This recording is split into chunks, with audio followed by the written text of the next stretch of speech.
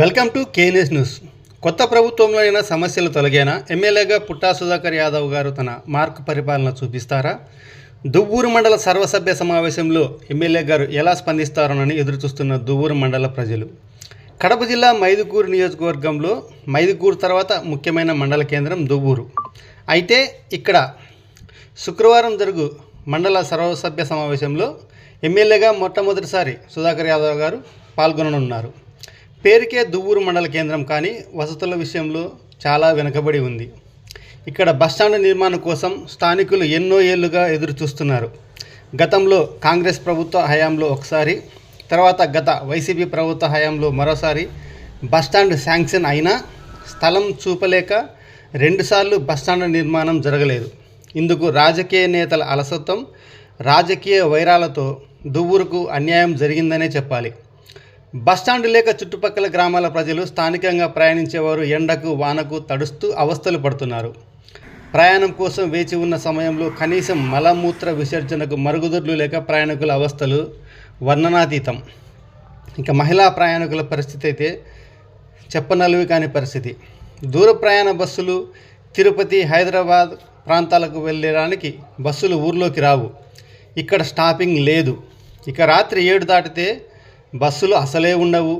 విధి లేక దువ్వూరు బైపాస్ వద్ద ప్రయాణికుల అగచాట్లు చెప్పలేం. బస్టాండ్ ఉంటే ఈ సమస్యలు తొలగిపోతాయి. ప్రభుత్వంలో అయిన దువ్వూరు మండల కేంద్రంలో బస్టాండ్ నిర్మాణానికి సుధాకర్ యాదవ్ గారు కృషి చేయాలని స్థానికులు కోరుతున్నారు. బస్టాండ్ శాంక్షన్ దానికి మేము ప్రపోజల్ పంపించినాము. కలెక్టర్ గారు ఎస్పీ గారికి అడిగారు. అంటే జనరల్గా డిపార్ట్మెంట్ వాళ్ళది బ్రిటిష్ కాలంలోనే వాళ్ళ పేరు ఉంది కాబట్టి కన్సెంట్ అనేది ఫార్మల్ పంపించాము. అది వస్తే ఇమీడియట్గా కట్టేస్తాం. అలాగే దువ్వూరు మండల కేంద్రంలో మరో ప్రధాన సమస్య డ్రైనేజీ. గత తెదేపా ప్రభుత్వ హయాంలో సుధాకర్ యాదవ్ గారు దువ్వూరులో అండర్ గ్రౌండ్ డ్రైనేజీ కోసం ప్రయత్నాలు చేశారు. తర్వాత ప్రభుత్వం మారడంతో ఆ పని అటకెక్కింది. అప్పటి పంచాయతీ కార్యదర్శి నరసింహులు డ్రైనేజీపై ఉన్న ఆక్రమణలు తొలగించి పూడిక తీయించారు. దుకాణదారుల కక్కుర్తితో పరిస్థితి మళ్ళీ యథావిధంగా మారింది. ఇక నంద్యాల రోడ్లో పోలీస్ స్టేషన్ వద్ద కొందరి స్వార్థంతో మురికినీరు రోడ్లపై ప్రవహిస్తుంది.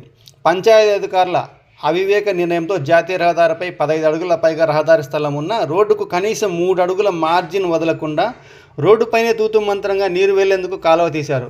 దీంతో సమస్య పరిష్కారం కాకపోగా రోడ్డు స్థలం ఆక్రమణలకు గురవడంతో పాటు కాలువ పడిపై మరలా మురికి నీరు యథావిధిగా ప్రవహిస్తుంది.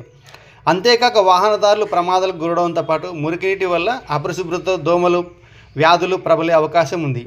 ఈ విషయంపై ఎన్నోసార్లు వార్తాపరంగా ప్లస్ అధికారులకు నేరుగా సమాచారం అందించినా కూడా ఎటువంటి స్పందన లేదు. ఇందులో పంచాయతీ అధికారుల అనాలోచిత నిర్ణయంతో పాటు ఆర్ఎన్బి అధికారుల నిర్లక్ష్యం ఎంతో ఉంది. ఆర్ఎన్బి అధికారులు అసలు ఉన్నారో లేదో తెలియదు. రోడ్డుపైకి అక్రమ నిర్మాణాలు జరుగుతున్నా పట్టించుకోకపోవడంతో రోడ్లు ఆక్రమణలకు గురై ప్రమాదాలు జరుగుతున్నాయి. ఈ విషయంపై ఎన్నోసార్లు అధికారుల దృష్టికి, ప్రజాప్రతినిధుల దృష్టికి తీసుకెళ్లినా వారు స్పందించలేదు. చివరికి పూర్వ కలెక్టర్ విజయరామరాజు గారికి వినతి పత్రం ఇవ్వడంతో పాటు ఆర్టీఓ శ్రీనివాసులు గారిని స్వయంగా మురికినీరు పారుతున్న ప్రదేశానికి తీసుకువెళ్లి పరిస్థితిని వివరించడం జరిగింది. ఆయన వెంటనే అక్కడ మార్జిన్ చివరి వరకు ఆక్రమణలు తొలగించి అక్కడ కాలువ తీయాలని అధికారులను ఆదేశించినా కనీసం స్పందన లేకపోవడం, ప్రజా సమస్యలపై అధికారుల, ప్రభుత్వ పెద్దల చిత్తశుద్ధి బయటపడుతుంది. పంచాయతీకి సంబంధం లేదంట. అట్లా కాదు, ఆర్ఎన్బి అయినా డ్రైన్ కట్టాల్సింది మీరే కదా, ఊళ్ళో డ్రైన్స్. నేనేమంటా అంటే ఎంత దాకా రోడ్డు వస్తుంది, బౌండరీ చూపిస్తుంది. మీరు అవతల ఒక కాలువ కట్టడానికి ఎస్టిమేట్స్ ఇవ్వండి కలెక్టర్ గారు. వాళ్ళు అర్జిస్తారు రేపు ఎంపీ గారు. మీరు ఇస్తే ఎస్టిమేట్ శాంక్షన్ అయితే మేము వాటి దగ్గర బౌండరీ చూపిస్తే మీరు కట్టేయచ్చు. ప్రతిపక్ష నేతగా సుధాకర్ యాదవ్ గారు మాట్లాడుతూ పరిపాలన అంటే సంక్షేమం అందించడంతో పాటు కాలంతో పాటు అభివృద్ధి చేయాలని చెప్పేవారు. గత ప్రభుత్వ హయాంలో ప్రజలకు సంక్షేమ పథకాలు అందించడం తప్ప ప్రజా సమస్యలపై పట్టించుకోలేదని స్పష్టం. అలాగే అధికారుల చేత పనులు చేయించడంలో విఫలమయ్యారా అనే విమర్శలు కూడా ఉన్నాయి.